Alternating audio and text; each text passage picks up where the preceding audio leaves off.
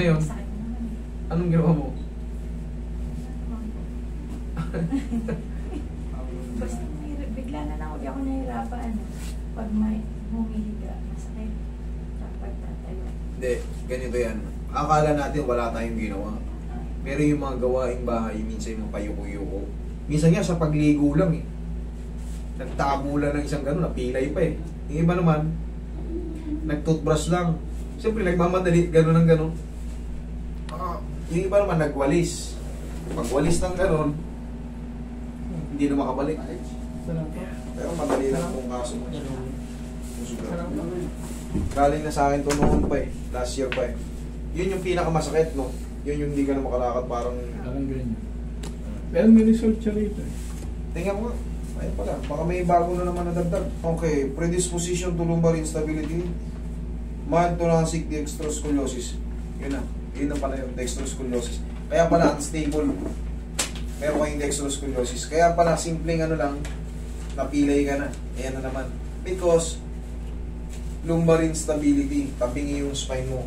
So may mga minsan sa pagbiling-biling lang sa higaan, napilay ka na.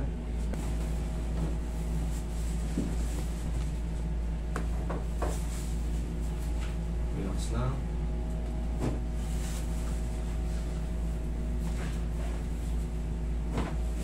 Pag ganito ka, madam. Ano yung mas masakit? Kanan o kaliwa? O, yan, tama yan. Tama yan, kanan. Ano yung mas masakit? Gumaling na yan. Kaya nga nasabi ko sa inyo, sir, mayroon pala siyang dextroscoliosis. Minsan kasi nakakalimutan ko lang yung case nyo. Sa dami nang pupunta. Pero alam ko nang galing na kayo sa akin, na familiar kayo sa akin eh. Kabilang side. Pero pag na-review ko yung mga kaso nyo, may papaliwanag ko kung bakit sumakit ng walang dahilan. Relax. Relax na. Relax na. Okay, tapa kayo.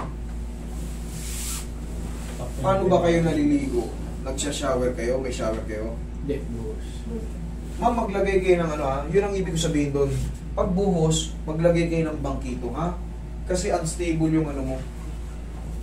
Yung balakangan mo. O yung buong spine mo. Kahit pa paano, relax na.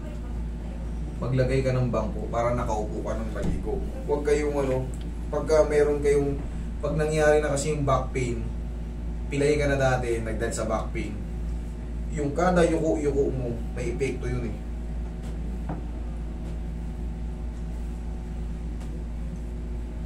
Lambutan mo na katawan mo. Yan. Relax na.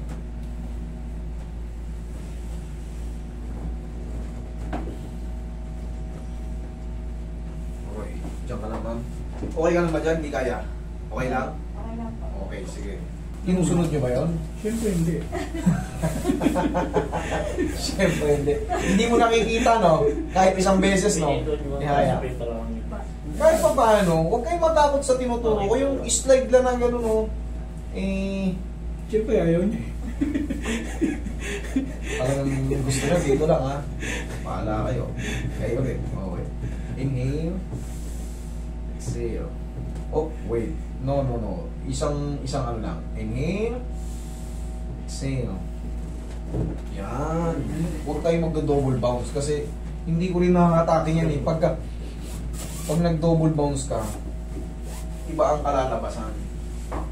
Ma'am, yung tinuro ko sa inyo, noon pa to eh. Ako lang po. Yan o. Kasi, Willing to wait. wala tayong magagawa kung talagang ayaw niyong sundin. Pero siyempre, kayo din ang nahihirapan. Pag may mga simpleng lower back pain lang, ganunin nyo lang pag-gising sa umaga. Ang laking bagay, hindi tayo magkikita, maniwala ko. Kayo. Hindi naman sa ano, hindi na ako nagtuturo para pumunta kayo ng pumunta rito. Kasi yung mga simpleng bagay na sumakit yung konting balakang nyo, baka kaya na. O, nakatipid kayo, hindi naubos yung oras nyo, kasi dito, pag pumila kayo rito, eh siyempre, kakain ng oras. Pag Pag dumating kayo ay hapon-hapon na, alam niyo yan. Tsaka kayo rin naman ang nasasaktan eh. Kayo rin nasasaktan. Okay, upo ka. Sino ba nasasaktan? Ako ba? Yan na.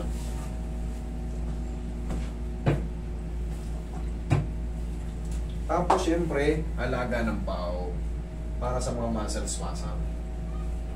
Pagising sa umaga, adjust na adjust na ganun, bago matulog, mag-aplos ng pao.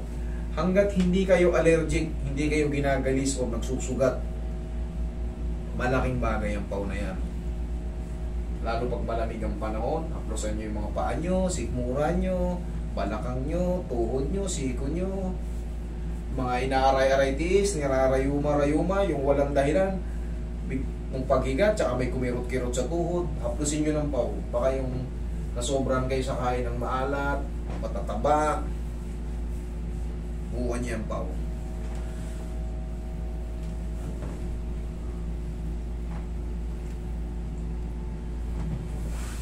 Tayo ka, gusto yung lakad. Sige. Siniras ka ng maayos, ma'am. Yan, siniras mo ng maayos. Sige nga, lakad. Okay ka na naman. Oh. Yan na naman tayo eh. Ganito eh.